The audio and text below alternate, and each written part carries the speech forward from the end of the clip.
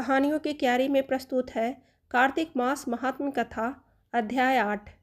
नारद जी बोले, अब मैं कार्तिक व्रत के उद्यापन का वर्णन करता हूँ, जो सब पापों का नाश करने वाला है। व्रत का पालन करने वाला मनुष्य कार्तिक शुक्ला चतुर्दशी को व्रत की पूर्ति और भगवान विष्णु की प्रीति के लिए उद्यापन करे। तुलसी के ऊपर एक सुंदर मंडप बनावे, उसे केले के खंभों से संयुक्त कर नाना प्रकार की धातुओं से विचित्र शोभा बढ़ावे। मंडप के चारों ओर दीपकों की श्रेणी सुंदर ढंग से सजाकर रखे।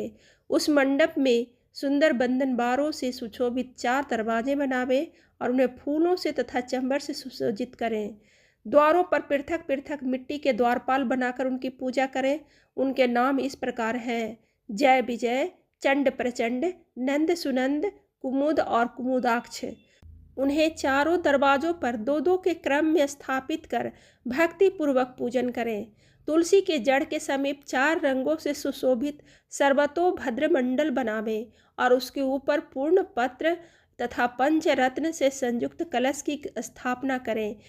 कलश के ऊपर शंख चक्र गदाधारी भगवान विष्णु का पूजन करें। भक्ति पूर्वक उस तिथि में उपवास करें तथा रात्रि में गीत, वाद्य, कीर्तन आदि मंगलमय आयोजनों के साथ जागरण करें।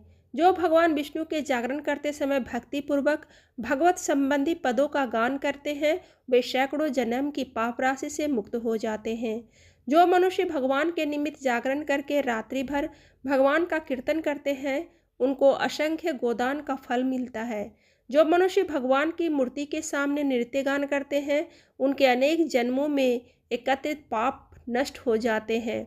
जो भगवान के सम्मुख बैठकर कीर्तन करते हैं और बंसी आदि बजाकर भगवत भक्तों को प्रसन्न करते हैं तथा भक्ति से रात्रि भर जागरण करते हैं, उन्हें करोड़ों तीर्थों का फल मिलता है।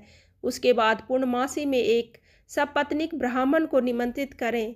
प्रातःकाल स्नान और देव पूजन करके वेदी पर अग्नि की स्थापना करें और भगवान की प्रीति के लिए तिल और खीर की आहुति दें। होम की शेष विधि पूरी करके भक्ति पूर्वक ब्राह्मणों का पूजन करें और उन्हें यथाशक्ति दक्षिणा दें। फिर उनसे इस प्रकार क्षमा प्रार्थना करें: आप सब लोगों की अनुकंपा से मुझ पर भगवान सदैव प्रसन्न रहें। इस व्रत को करने से मेरे 7 जन्मों में किए हुए पाप नष्ट हो जाएं और मेरी संतान चिरंजीवी हो। इस पूजा के द्वारा मेरी सभी मनोकामनाएं पूर्ण हो। मेरी मृत्यु के पश्चात मुझे अतिशय दुर्लभ विष्णु लोक की प्राप्ति हो। पूजा की समस्त वस्तुओं के साथ गाय भी गुरु को दान में दें।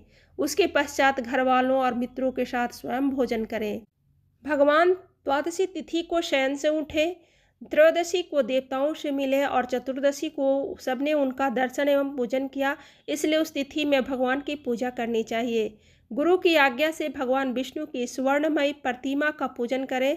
इस पूर्णिमा को पुष्कर तिथि की यात्रा श्रेष्ठ मानी गई है। कार्तिक माह में इस विधि का पालन करना चाहिए। जो इस प्रकार कार्तिक के व्रत का पालन करते हैं, वे धन्य और पूजनीय हैं। उन्हें उत्तम फल की प्राप्ति होती है। जो भगवान विष्णु की भक्ति में तत्पर हो, कार्तिक में व्रत का पालन करते हैं, उनके शरीर में स्थित सभी पाप तत्काल नष्ट हो जाते हैं। जो श्रद्धापूर्वक कार्तिक के उद्यापन का महात्म्य सुनता और सुनाता है, वह भगवान विष्णु का सायुज्य प्राप्त करता है।